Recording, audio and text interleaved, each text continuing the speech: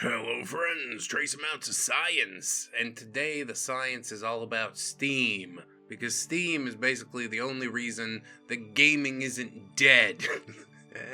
And that might sound like dramatic or hyperbolic or something. Oh, that's just a clickbait headline. Red X doing that thing again. But I don't know, stick with me for a minute here, if you please, because I genuinely believe that. And with that statement isn't dead, that's about all we can say. Gaming's not thriving, certainly not evolving. It is twitching on an operating table while everything else gets carved up, shrink-wrapped, and sold to us as a monthly subscription service.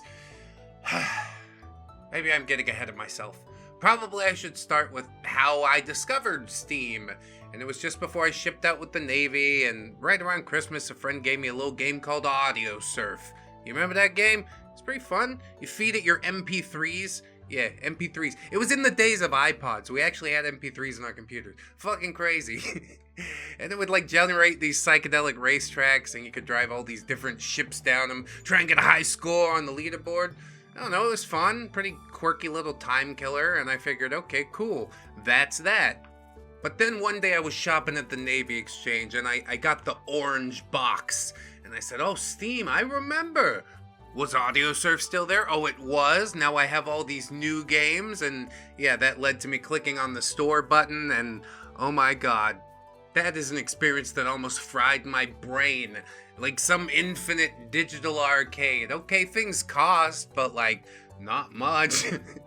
Why not? Left 4 Dead, and I got Left 4 Dead 2. Oh, and Torchlight, Crazy indie bundles everywhere that cost less than a coffee. Why not? Fanatical, Humble Bundle. We're all over the place. Weekend sales. You remember flash sales? My god. Those felt like a bank error in your favor every fucking time, and I miss them so much. Holiday events that were pure, delightful chaos, although I'm less enthralled now. But the truth is that, it wasn't just a digital storefront. It was a literal treasure vault. All of it on display and yours for the low, low price of whenever it's on sale. Fast forward to today, my god, and my Steam library has bloated like a corpse in a hot tub. I'm talking nearly 4,000 games deep. Do I play them all? God, no. Am I ever going to play them all? Fucking, let's be realistic, dude. It's never going to happen. But there is a profound comfort in knowing that they exist there. I can access them anytime. It's like having a personal doomsday bunker, All my cans of baked beans lined up, just waiting for the end of everything. Whenever the internet flatlines, it'll all be here. It'll all still be waiting when I, am able to pirate some gas from some unfortunate passerbys. I'm sorry, it's nothing personal. It's Mad Max rules. I want to play my 4X strategies. If the internet collectively shat the bed tomorrow, if every server farm went dark, Steam would still boot in offline mode. I'd happily lose myself in Civilization and Age of Wonders and Age of Mythology. Probably a good dose of platformers, too. I'll be like some digital pharaoh entombed with his favorite 4X strategy games. And I don't know, man, despite the hyperbolic tone, that feeling is security. That is ownership. And honestly, I don't regret a single damn dollar spent building that digital fortress. I could never buy a game for the rest of my life and not have to worry about it, but I will continue on because I'm stupid. Anyway, let's be even more brutally honest, shall we? Most modern gaming storefronts really aren't stores, They're just temporary passes to their curated, rotating catalog that vanishes the second that your subscription lapses, or the second a licensing deal sours, or some executive just decides to sunset your access. We're shutting the servers off. It doesn't make sense to maintain them anymore. Okay, goodbye everything I ever did in that game. They only sell you access. We've been over it. It is a timed lease, wrapped up with some, glossy PR and a bit of that good old FOMO-driven marketing. I say again, fuck you, Mario 3D All-Stars. And yeah, I know. Technically, Steam games, they are licenses as well. The EULA says it, but I don't know. The practical reality, when I tell Steam to go offline, it listens. Then it lets me boot up Project Zomboid, Divinity, Fallout, Terraria. The list goes on. So yeah, I'm good. I could entertain myself until the heat death of the universe, and that does feel fundamentally different. And to me, it seems like Steam is one of the last major platforms that really does still feel just like a storefront and nothing else. It's not a meticulously engineered carousel of engagement metrics, not a sleek minimalist trap designed to upsell you into the, premium plus ultra fucking platinum subscription tier. It's just a real, honest to goodness store. You go and browse, sometimes you buy, you hoard up a bunch of digital garbage like it's 2012, and you are currently unaware that the world is perpetually on fire. At least, we can escape for a couple hours at a time, maybe. Small price to pay, perhaps. I mean, Steam's store algorithm, don't get me wrong, they have an algorithm, and yeah, they'll definitely occasionally try to shove some questionable clickbait or low-effort asset flip into your face, but here's the beautiful part. You don't have to care at all. No, you could tailor your homepage to only show your library. It still accepts command lines too, so you can start it minimized if you want. There's nothing else out there offering that kind of customizability, okay? Truly only Steam allows you to block out all of the noise. You could just disappear into your backlog basically forever. It's marvelous, majestic, never-ending. My favorite digital junk foods all lined up in a row. It does feel more than a little bit stupid that I have to be grateful that there are no ads constantly screaming for attention, no anxiety-inducing expiration dates, no relentless pressure to engage. Most companies, most platforms would look at that level of user freedom and see a quote-unquote missed monetization opportunity. But Valve, I don't give a fuck. They seem to call it a feature. Because they, almost uniquely, understand something that everyone else in the gaming industry seems to have conveniently forgotten. And that is that genuine freedom, genuine ownership, is able to sell itself. It builds loyalty that cash and exclusives can never buy. Epic Games, are you listening? So how the hell did Valve, the quiet, sometimes infuriatingly enigmatic company behind Half-Life, end up becoming the last sane landlord on this trash-fettered digital street, which is increasingly crowded with, subscriptions? Basically subscriptions fucking everywhere you look. And I guess, walled gardens, we talked about that a lot too. Everybody's got to maintain you in their own little ecosystem. We don't need you to go anywhere else. How is it that Valve managed to build the singular storefront that, by and large, is the only one that still feels like it respects you, the player? And I guess the final true multi-million-dollar question is that in an industry allergic to permanence, how long can this oasis of ownership actually last? It's just business, baby. Okay, so let's get to breaking it down, I guess. Why does Steam feel like it's the final bastion of, actually buying games while everyone else is just trying to sell you what is essentially Netflix? I mean, hell, for that matter, even Netflix is trying to push its fucking games onto me. I'm so tired. Let's look at Microsoft. I mean, we did recently check that video out, and in it, I admitted that yes, Game Pass is a hell of a deal right now, bro. Hundreds of games for a small monthly fee. It is indeed Netflix for games. That dream realized. But I don't know, what happens when the introductory pricing ends? Once that foot is in the door and they're able to wedge it open a little further? What happens when some third-party publishers start pulling their games out? Because, of course, they want their own subscription service now. or because Microsoft just plain doesn't pay them enough. Yeah, we've seen it with Netflix before, okay? The wise man learns from other people's mistakes. Shows will appear and disappear, and yeah, the prices keep on creeping up, because where the fuck else you gonna go? It's a rental service, plain and simple. If you're okay with that, good. I'm on Game Pass too, but I ain't fucking loyal to it. I know that I don't own anything there. The moment that I stop paying or Microsoft changes its strategy, well, access is going to evaporate overnight. It's convenient for now, sure, okay, but yeah, essentially it's building your house on rented land. And I don't know if there's any real estate investors out there, but yeah, that's probably a really bad deal. For you, the person that owns the land is going to be really happy. Speaking of crazy landlording, yeah, I guess we should talk about Sony. You know, PlayStation, we've done a video on them too.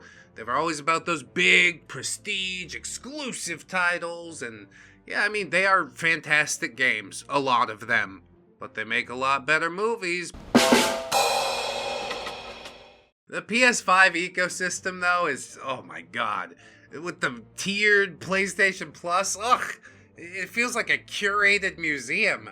You're paying premium access to their chosen collection. You want some older games? Well, I don't know. They might be there if Sony deems them worthy of the classic label and the emulation effort, I guess. Many others just vanish into the ether. Remember PT? Well, if you don't, I guess I could do a little tangent for it. Okay. It refers to Playable Teaser, which is a canceled Silent Hill game by Hideo Kojima, Guillermo del Toro, and Norman Reedus. If it's another Death Stranding, you can miss me with all that shit, obviously, but I don't know. It seems sad to, miss out on a Silent Hill game. But yes, Kojima parted ways with Konami, and Konami pulled down the Playable Teaser, and so now you can't download it ever again. Essentially lost media, unless it's downloaded on your drive. They didn't forcibly remove it, which, again, I'm grateful for, but I think it's stupid I have to be grateful. So yeah, all of that, proof positive that if it's not making money, if it's not slotted into some current marketing push, well then its existence becomes precarious. Who they gonna come for next? We don't know. As I've said, most of these things are not really stores, more like galleries with selective curators. They are ready to come by and cut the cord, take the trash out anytime at all. They'll never even let you know what's happening. And I talked a little bit earlier about Epic Games, or at least, name dropped them. God bless their hearts. They are trying their best, aren't they? Aren't they? Give them a hand. They are throwing money around like it's going out of style. Free games every week. Timed exclusives snatched away from Steam.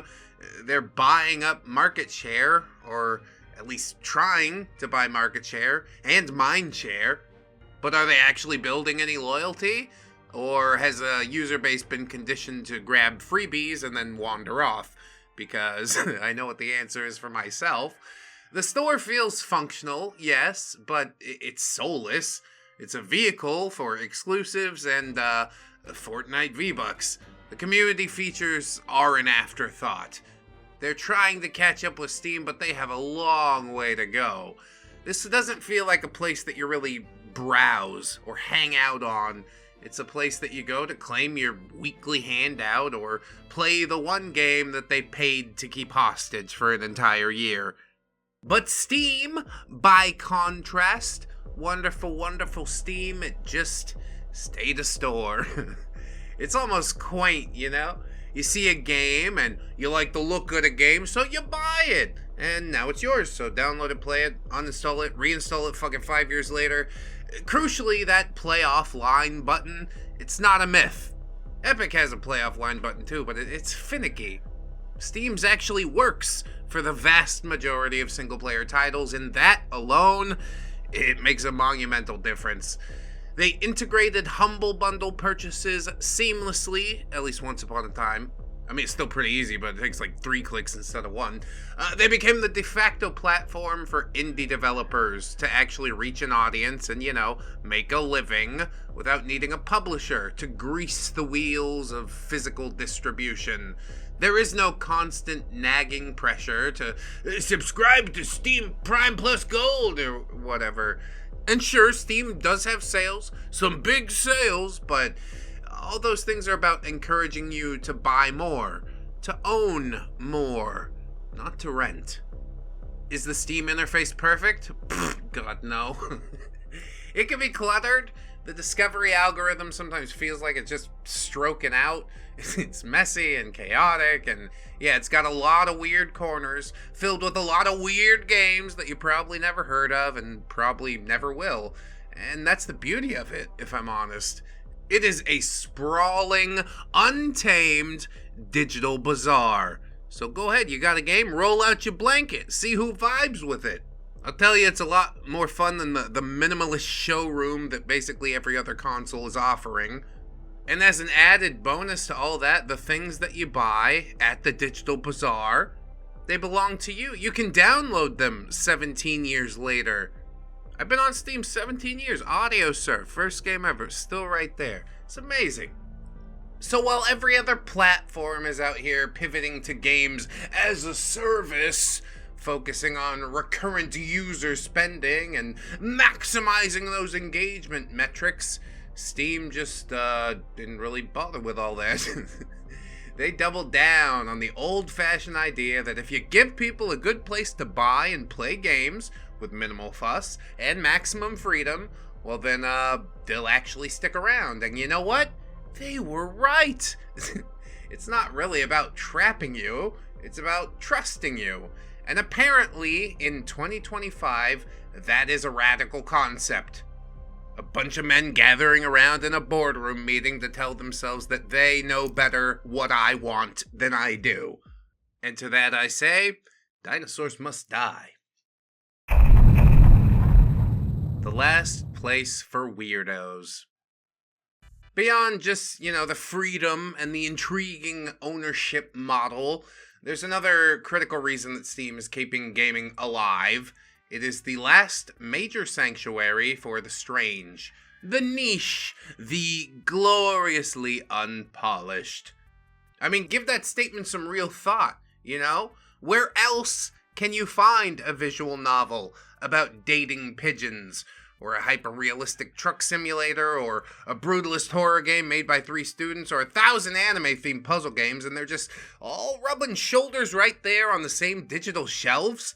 I mean, okay, Newgrounds is still kicking, bless its heart, Jesus. Itch.io is also a haven for some experimental stuff, but Steam is just where many of these creators can actually, exchange those goods and services for money in order to actually pay the bills. Steam has the reach and the audience and the infrastructure. In comparison, let's go ahead and look at console ecosystems, right? Apple's App Store, oh my god, heavily curated, often sanitized. Anything remotely controversial or adult gets the boot. Unless it's, gotcha gambling with little girls. What the fuck? PlayStation and Nintendo, okay, they definitely have their indie darlings, yes. But the approval process is a lot stricter. The gates are way higher. They are cultivating a brand, an image. They want quality control, which often translates to safe and predictable. Steam isn't really curated. At least not in the same top-down, iron-fisted type of way.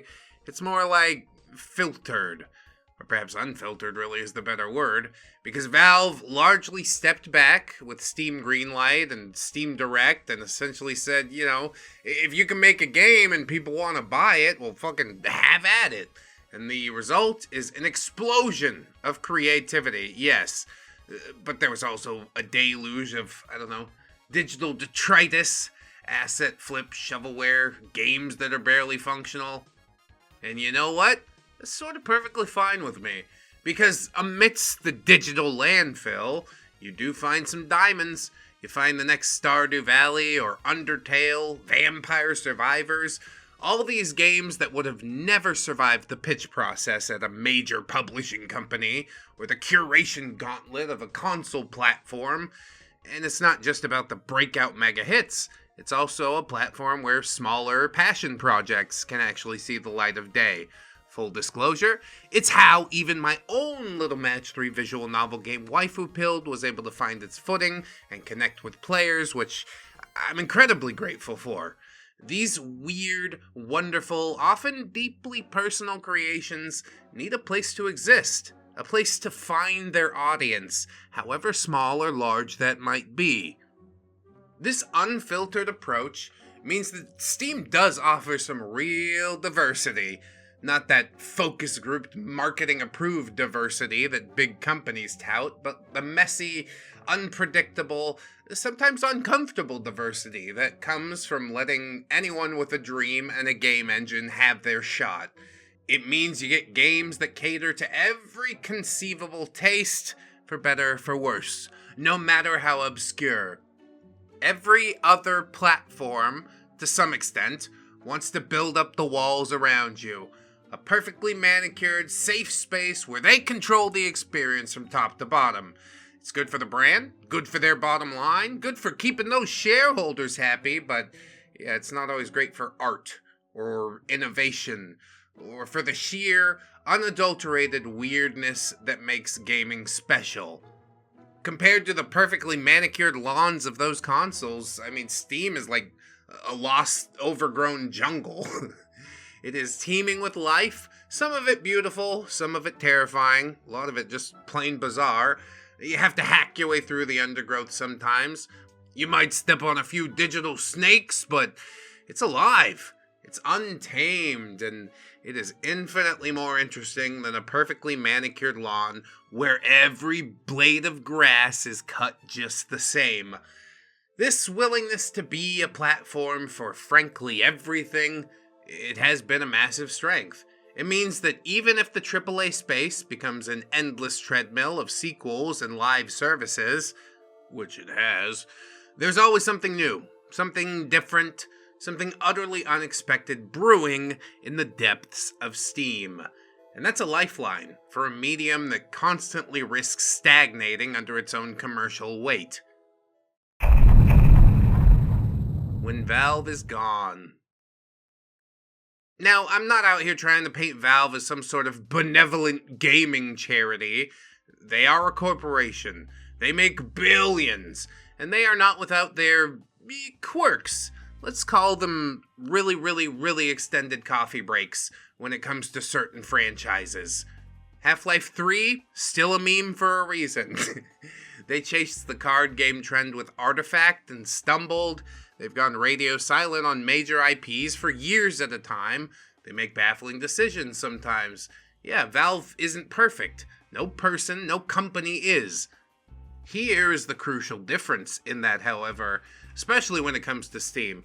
Steam is, for the most part, as I said, remarkably hands-off. They just built the playground, set up some basic rules, and then they largely just let people play there.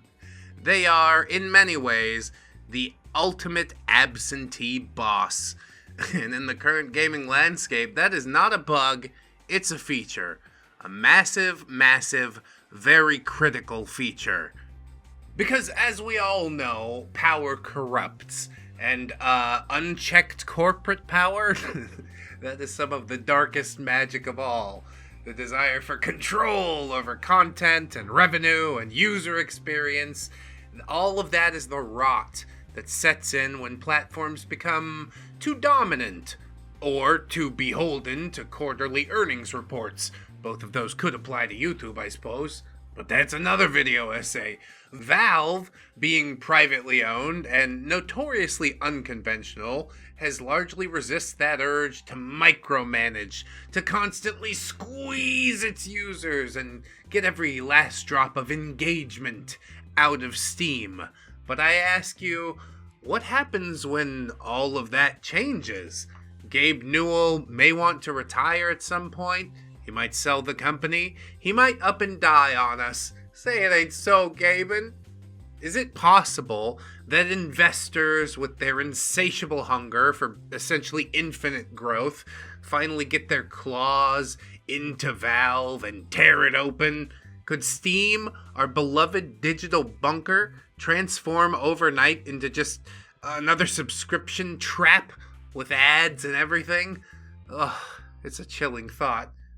And I do want to be perfectly clear here, okay? I understand that Steam doesn't truly offer the same explicit DRM-free guarantees like GOG or something like that.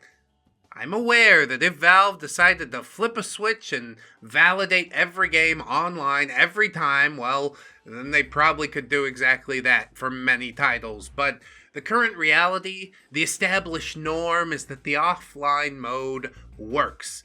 And it works reliably for like a colossal number of games, even with achievements and all. That functional offline access, that de facto ownership, is more than most other major storefronts offer at all for their digital purchases. It's a trust-based system, you see, in some type of way. We trust Valve not to pull the rug out, and so far, at least for over 2 decades, they have largely honored that trust. At least in terms of letting us access the single-player games that we paid for, even without an internet connection. But that trust is fragile, friends. It all rests simply on Valve remaining Valve. Is it a bet I'd take for the near future? Sure, seems like I am. But on an infinite timeline, all things change. Steam, as it stands right now, is one of the last bastions of relatively decentralized fun on a major scale. Yes, it's a centralized platform, but the content that Steam hosts is just incredibly diverse, and the way that users interact with their libraries has a degree of freedom that is increasingly rare online. If that core philosophy ever changes, well, then that means the entire landscape of PC gaming will change irrevocably for the worst. And the fear isn't just about losing access to the games, it's about losing that feeling of ownership, that sense of a stable, personal collection. It's about the potential death of the digital backlog as we know it, replaced by the endless churn of temporary licenses. And of course, they're attached subscriptions for basically everything from your gaming needs to your car seat warmers. What a horrible dystopia we've created for ourselves. And I suppose all of that really paints in the broadest stroke why the question of what happens after Valve is so damn important to all of us. Even if you don't realize it quite yet, I'm out here fighting for you! The alternatives suck, comparatively. Alright, I know what some of you are thinking. You're a Steam fanboy, Red X. There are plenty of other places you could get your video games. And you're right, but let's be honest. When you stack those other methods up against Steam's model and buy once and own forever, forever with an asterisk next to it, how do these things really compare for the long-term health of both your game library and your sanity? You might remember Microsoft's Game Pass. We talked about it in a video very recently. And yes, it's an undeniably fantastic value proposition right now. It's like an all-you-can-eat buffet. And buffets are always really great until, they take the crab legs away or the price doubles. This is a rental ecosystem. All the food is free, you just have to rent the plate. I'll admit it's great for discovery, and it is great for trying stuff before you buy it. If buying really is even an option for some Microsoft titles on the Game Pass. But it's terrifying if you imagine that as the only choice in the future. It's a future where you never truly own any new release. You just pay your monthly tithes to Microsoft for access. That's not a library, friends. That's a noose. Will this game cycle in? Will this game cycle out? Who cares? I just throw money at it, now I own it forever. I can play it when I want. Easy. Sony and PlayStation, indeed, is up next, and we did a video on them too. They make some of the best blockbuster games out there. period, gritty, dramatic. If you're into it, you're into it, but it is an expensive club to get into. And Sony, well, they are the bouncers and they are physically enforcing the dress code. It's probably not a great metaphor. Exclusivity is the mantra, alright? And that means less choice. I'm not a fan of exclusivity. Not back when the console wars were raging, and not right now. I think you should have a chance to access all video games. But yeah, Sony only really makes one type of video game. Any type of experimentation is taking a far back seat to the more polished, prestiged, proven products. That's right, it's time for another The Last of Us again. Are you ready? Their subscription tiers are catching up, but the core philosophy still feels like premium products at premium prices, with less room for quirky, niche, or weird unless it fits their curated vision. I caught a comment on the Sony video that said they were trying to be Apple. And much like Apple, it's very hard to get good games on their hardware. And if you ever did want to play any of the games that they're offering on PC, I mean, they'll release it, but you have to wait. And also, you have to pay again. And that brings us to Nintendo. Oh, Nintendo. It's what started me down the road for this series. And that goes to prove that even now, they are masters of nostalgic control. They make magic, pure joy in video game form. But their approach to their digital storefront and their entire back catalog is, well, let's say, aggressively proprietary. They will sell you the same Mario game for the 5th time at near full price. Emulation, fan projects, preservation outside their extremely tight control, well, they see that as utter hostility. They guard all their IPs like Smog on his hoard of gold, which I guess is their right, but it doesn't foster a sense of open access or long-term ownership for players, which is kind of important for a perpetual industry like this. It is their kingdom indeed, and you visit only by their rules. And of course, their rules often involve rebuying your childhood at least every few years. Truth is, I'm getting too old, Nintendo. Can't afford to rebuy my childhood no more. I got 3 kids. I gotta pay for their childhoods now. I suppose all that brings us to Epic Game Store. Whoever talks about fucking Epic Game Store, dude?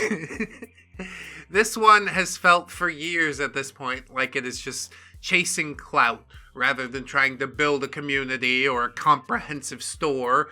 I mean, don't get me wrong. The free games, great hook. I made an account, sure. They also go out of their way to, buy exclusives. And yeah, they're exclusive, all right. But honestly, I just wait for them to come to Steam. It's a strategy that's built only on buyouts and bribes, not on organic growth or superior features, although they're slowly being added, I guess. The real issue, the one thing that makes me turn my nose up at Epic, is that it sort of feels like I'm being paid to use a less complete or comprehensive platform. And honestly, the moment that those freebies or big exclusives dry up, I mean, what's the compelling reason to stick around if your existing library is already elsewhere? Answer, there is none. We mentioned GOG, but yeah, there's also itch.io, I guess, and these often are like the goodest guys, the best of the good guys. GOG is fantastic for DRM-free classics and new releases, and itch.io, of course, is vital for the indie game scene, but they don't really have the sheer scale, or the market penetration, or the comprehensive library of Steam. They are crucial parts of the ecosystem, but they cannot by themselves carry the weight that Steam does. And I don't want to blow Steam too hard, but I totally will. Because every other storefront has a significant catch. You compare it to the Steam core experience and you're like, ugh, rental model, expensive exclusivity, aggressive IP control, feature-light experience just propped up by fucking giveaways. What is Steam's main catch? You might buy more games than you can realistically play because the sales are too tempting and the selection too vast? Well, That sounds like a pretty good problem to have, relatively speaking. It's a problem of abundance, not artificial scarcity or restrictive access. I'm surprised it's taken us this long to put all that together. Why Steam still works. So, despite its age, its clutter, the occasional server hiccup during a massive sale, which is less and less these days. It happened a lot with the flash sales. God, I miss flash sales. Did I say that already? Why does Steam not only survive, but continue to dominate the PC gaming landscape? Well, it's not just inertia. It's because, fundamentally, Valve built a platform that adds value for the player, not just for their own bottom line. I mean, think about just the ecosystems surrounding all of the games. Mod support, Steam Workshop's right there, fucking game changer for basically all the titles ever. It extends their lifespan and creative potential essentially infinitely. Skyrim, XCOM, City Skylines, these games are practically platforms themselves, thanks to Workshop integration. That is user-generated content made real easy, and it keeps people playing and invested for decades on end. Oh my god, and then also, the Steam Deck! Oh, it's a masterstroke. What? Suddenly this massive library isn't chained to my PC anymore. I don't have to sit at my desk. 4,000 games in my hands on the go. A 6-year-old me with a Ziploc baggie full of 30 Game Boy games never conceived of that. Steam Deck wasn't just a new piece of hardware that they put out. It was a statement about the value and portability of your existing Steam purchases. It literally made your library more valuable. Now it's portable. Is your brain fucking blown yet? Looping back to customizability, we could talk about controller layouts. Steam input is incredibly powerful. Sometimes a little bit fiddly and weird, but you can customize your controls for virtually any game with any controller. There are even community-shared configurations for obscure games or older titles that might not have controller support, and suddenly they're instantly more accessible again. And once again, we're adding value and removing friction. It's a very simple equation. There's also, achievements, trading cards, badges. Some of that is digital fluff, Skinner box type of stuff, but it's mostly harmless, and for some, it does add another layer of engagement. More importantly, the community features like guides, reviews, forums, game hubs, well, those are genuinely useful. Are you stuck on a boss? Well, there's probably a guide. Wondering if a game is worth it? Oh, here are thousands of user reviews. They are largely unfiltered and offer a more honest take than most professional critics. Well, that makes the platform itself a resource, not just a transaction point. Are you seeing the biggest brain plays happening right now? Because it's sort of blowing my mind. Even Steam's refund policy is, by industry standards, remarkably generous and straightforward. Played a game for less than 2 hours? Owned it for less than 2 weeks? Well, then you can usually get a refund, no questions asked. And that builds trust. It encourages you to take a chance on a game that you might otherwise skip. And perhaps most blessedly of all, of course, is no ads. Or at least, no third-party, intrusive data harvesting ads plastered all over the store. I mean, the store, obviously there's ads for fucking games, yes.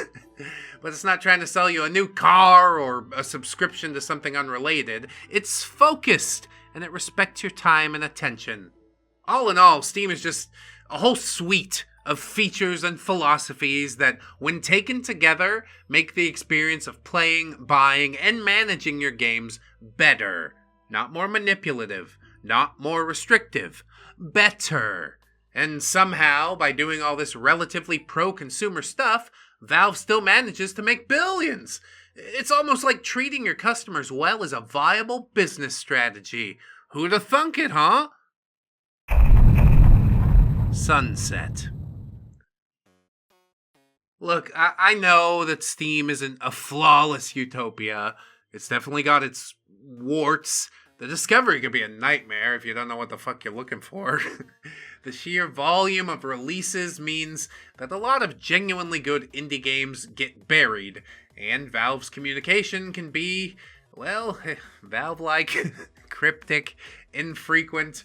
But in an industry that seems hell-bent on transforming every beloved pastime into a recurring subscription, every piece of software into a temporary lease, Steam stands alone as a stubborn, anachronistic, and utterly vital counterpoint to all of that.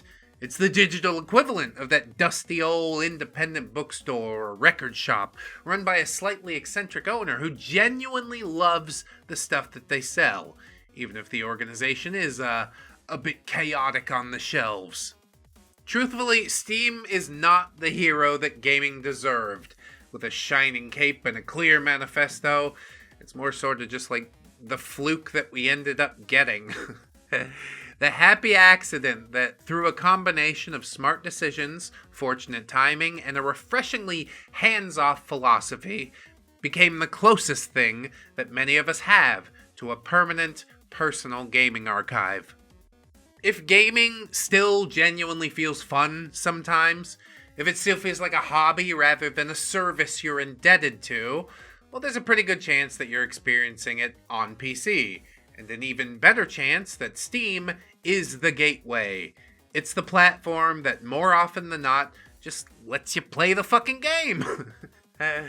One day, all that might change. The pressures of the market, or a change in leadership, who knows? Like I said, nothing lasts forever, but for right now, for this extended, glorious moment in gaming history, Steam is the one reason why gaming, true ownership-based gaming, isn't completely dead yet.